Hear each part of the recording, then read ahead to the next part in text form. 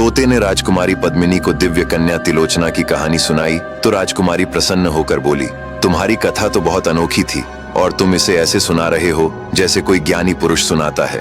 यह सुनकर तोते ने कहा, राजकुमारी, मैं भी एक राजकुमार हूँ और यह मैना भी एक राजकुमारी है, लेकिन हमारी किस्मत ने हमें यहाँ पहुँचा दिया। यह सुनकर राजकुमारी पद्मिनी हैरानी से बोली, मुझे बताओ तुम कहाँ से आए हो और तुम्हारी यह दशा कैसे हुई। तोता बने राजकुमार ने उसे अपनी पूरी कहानी सुनाई कि कैसे उसे एक गजमुखी स्त्री मिली जिसने राजकुमारी चंद्रलेखा के बारे में बताया।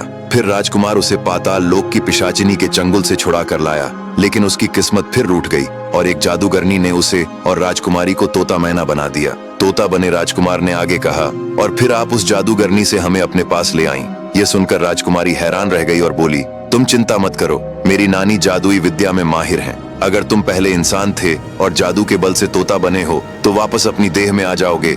राजकुमारी पद्मिनी उन्हें लेकर मलय पर्वत की चोटी पर गई।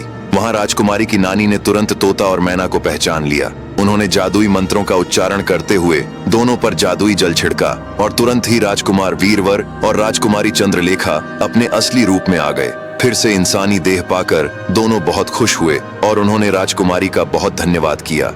राजकुमारी ने कहा, राजकुमार, आज रात आप लोग मेरे राज्य में रुक जाइए, कल अपने देश चले जाना। राजकुमारी पद्मिनी ने दोनों का खूब स्वागत सत्कार किया और अगली सुबह उन्हें विदा किया। साथ ही रास्ते में भूख मिटाने के लिए राजकुमारी ने उन्हें एक पात्र में कुछ स्वादिष्ट लड्डू भी दिए। राजकुमार और राजकुमारी खुशी से चल दिए। चलते चलते जब शाम हुई तो दोनों एक शिवालय में एक सरोवर के किनारे रुके। राजकुमार सरोवर में स्नान करने चला गया, लेकिन जब वापस आया तो देखा कि राजकुमारी का मृत शरीर पड़ा है। यह देखकर राजकुमार हैरान रह गया और फूट फूट कर रोने लगा। अब आगे की कहानी जानने के लिए देखिए अगला भाग।